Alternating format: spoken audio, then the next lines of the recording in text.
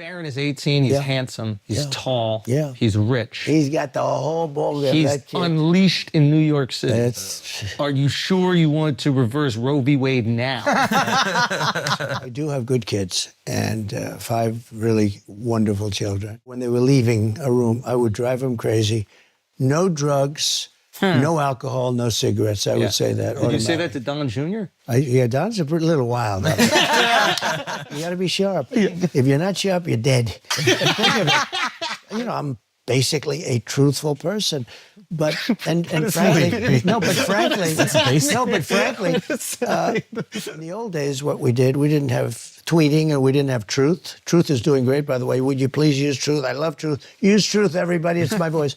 But I also use X. Finally, Andy and the Toy Story boys found their balls again and put on a half-decent podcast. Over the last few months, Flagrant has been boring as fuck, from being late to cover the Trump assassination attempt to spending hours glazing Drake and dropping dogshit takes on rap beefs. It also kind of started to feel more of a late-night talk show rather than a conversational podcast where Schulz and his boy band would just sit around and slap their legs, squeeze each other's arms and pinch each other's nipples. It was basically becoming Jimmy Fallon light. But now with Donald Trump as their latest guests, it seems like we've got the old Flagrant back, for now at least. It started with Schulz trolling Trump. Every time he would say something cringy, they'd basically just laugh out loud to his face.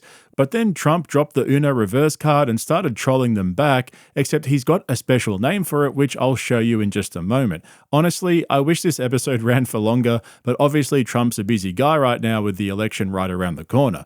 And I was thinking about how Joe Rogan refuses to have Trump on his podcast because he doesn't want to help him out and support him, and he just wants to remain neutral in the lead up to the election. But we've seen Logan Paul and Theo Von have him on their podcasts, and now that he's been on Flagrant, it just makes Rogan look kinda stupid in my opinion. I definitely think there's a way to host Trump on a podcast, and I think Schulz and his circle of simps did a pretty good job of keeping it light and just having a laugh with the Don. I mean, whatever you think about his politics, he's definitely a quality guest, just for the laughs. I actually pulled out Trump's best roasts from this episode for you guys, so stick around for that towards the end because he goes full savage on Biden and Kamala, which was funny as fuck. But just before we get into it, remember to check out the link in the description to my Patreon, where you'll find a bunch of longer form uncensored videos covering Joe Rogan, Kill Tony, and various lol suits involving members of the elite guard of 250 comedy brain murderers. In fact, I'm about to drop a video on Patreon about the latest update in Brendan Schaub's lol suit, where the ghost lawyer just posted a filing to the court that could potentially land Bupper, his business manager, and his beast lawyer in hot water. So go and check that out if you guys are interested. I'm sorry to interrupt you, but we said you're a great father up top. First thing you say is, I've got great kids. You didn't take credit. And then your entire answer, and I thought this was really cool, your entire answer is about how great your kids are. That was a very cool thing. Thank you. That's very nice. I think I like this interview. I think that's genuine. I think it's right. And by the way, congratulations. I hear your show is is crazy monster success. We're doing pretty good. We're very we're interviewing president. Yeah. So after the mutual glazing was over in the first few minutes, they finally got onto some juicy topics. As you can imagine, Trump's attempted assassination was what everyone wanted to talk about, so they started asking him questions about some of the details from that day to get his perspective on what happened, and a question that Andy's side piece brought up was who Trump thought was behind the shooting. Did you hear them say he's down, or were you just So when I got hit, I assume that, it's funny, is it? When I was down there, it is sort of strange, I guess. Now it's a little bit, we can smile a little bit, but not really, because the 3 guys, 1 killed, two very badly. When I went down, I had total realization. It wasn't a surreal. You know, they talked about a surreal. I knew exactly what had happened. I got shot in the ear, and Secret Service thought I may have been shot. Actually, they were pretty sure that I was shot all over because there was a lot of blood. Just a little fact, if you get shot in the ear, it's the bloodiest place. It bleeds more than anything else. Oh, wow. Yeah. And here I am. We're doing this wonderful interview with 4 geniuses that are hot as pistols, right? Good hair on this guy. Yeah. Likewise, sir. Pretty good stuff you got there. So anyway, but here we are. Who do you think tried to take you out? So I'm going to give you some big breaking news, right? Love that. Because I know the kind of show and it's entertainment, but it's also very serious. I mean, I get the whole picture. And you know what? If it was just funny stuff, you wouldn't have the success you've got, to be honest with you, right? Yeah. It's nice to intersperse it, but I'll give you something. So, first of all, I have great respect for the Secret Service. And the guys that were with me, I went down and I did a good job going down because those bullets were winging over my head. If I would have been up for another couple of seconds, I also wouldn't have been here. But I didn't consider that as lucky as turning to the right at that one. It was like 1/16th of a second. Was the only time that I was safe, essentially. Right. If I would have gone a little further, I would have been hit. If I would have gone not as far, I would have been hit. Yeah, it's pretty obvious that Trump was avoiding the question there. And the funny thing was, the more he rambled on and avoided it, the more curious I became as to why he wouldn't just be straight up about who he thought was behind the shooting. Eventually, though, Trump revealed the new information about the shooters that supposedly hadn't been released yet, and then went back to avoiding the question again. Seriously, just take a look at how hard he tries to avoid revealing who he thinks was behind the shooting. At one point, he literally just talks over Akash when he tries to get him back on topic, and then after a few minutes, Schulz and Akash realized he was deflecting and they called him out for it. So Trump finally admitted that he was avoiding the question. And the amazing thing is, the sign is always on my left, and it's always at the end, and I only use it 20% of the time, maybe even less than that. And this time it's on the right. This was a chart on immigration because I have the record. I did a great job in immigration. They are not doing too well right now. Stay on the breaking news. Stay on the breaking news. So here's the breaking. So you have this shooter, and you have another shooter, right? Yeah. So this shooter had 3 or so cell phones. The FBI's never gotten them opened. Wow. The other shooter, 3 apps, they call them. And I believe they were foreign-based apps, from what I understand. Oh, wow. They haven't opened them, and they're foreign-based. And, you know, you hear all about Iran, because I was rough with Iran, but I want to see Iran do great. I want to see Iran do great. Yeah. But I want to stop all the killing and all this. And I was rough on Iran, and they supposedly have a hit on me. In fact, I think it takes great courage for you people to be interviewing me, because it could be now, you know. Yeah. Well, we didn't know that before we got in here. No, if you would have known that, you might not have done this. Yeah, exactly. In fact, this is a good way of me getting the interview to be shorter. Exactly. All of a sudden, he's going to say, you know, okay, that's it. Thank you very much, ladies and gentlemen. Go see my daughter. The other one had 6 cell phones, and they haven't opened. Now, you know, it's very hard to open a cell phone. Only Apple can do it in theory, unless you have somebody. But they had no problem getting the J6 people's cell phones open. They opened their cell phones very quickly. You know, we have 2 countries in a way. What's happening here is very bad. It's very dangerous. But they should get those phones opened. And, you know, when there's an assassination attempt on a former president who's now, I'm proud to say, leading in all the polls against the Democrat, I don't know which one is running. You know, you don't know what the hell's going on. I'm the only one that had to run against 2. I run against 2 Democrats. But this is a first. We create a lot of firsts. Usually you run against somebody. Here I run. I had the debate. I was way up on him. Yeah. And then they say, oh, let's put some. This is like with Dana White, a fighter. So you're fighting, and the one guy's getting killed. And they say, oh, that's okay. Let's put in another fighter to finish it off. Okay. And you're fighting. You say, hey, wait a minute. I have a brand new fighter in here. WWE. I spent $150 million on beating Biden. And then all of a sudden, I hear that they're going to overthrow him. It was a coup. I mean, it really was. When it comes to the assassination of a president, leading candidate, former president, all that, I think the rules have to go out, and they have to open those things, then they have to find out. So the one guy has 6 phones, lots of messages to people. Who are those people he's calling when he's hiding behind a bush? So if you had to guess, I'm sure you've thought about this a lot. It's an assassination attempt. If you had to guess, who do you think is responsible? These are great questions. What the hell? I don't get these questions from the fake news. Yeah. Rosie O'Donnell's not asking like this. Deface the Nation. They have the woman on Brennan. She's on Deface the Nation. She was terrible with you know, the way she handled J.D. Vance, who did a great job the other night. He did do a great job. But I don't get questions like that. Did you ever hear of the show? Deface, ladies and gentlemen, it's Donald Trump on Deface the Nation. It's called Face the Nation. They hate me. No, they spend millions of dollars. They would name a show that? Oh, I see. You didn't hear of it. That's good. They spend millions of dollars on the name CBS. Yeah. And then I come along and I say it's Face the Nation. Well done. or meet the fake press. You know, meet the press. You're good at this. I say meet the fake press. Yeah. And they spend all this money, and then I say it once, and it goes to millions of people. Yeah. But no, they are fake. But some of these questions are much better. Well, thank you. I appreciate that. I'm honored. Much better. You still haven't answered, though. That was the best dodge of the question. That was almost, that's your second best dodge in your life. You almost charmed us out of it. Trying to get out of it.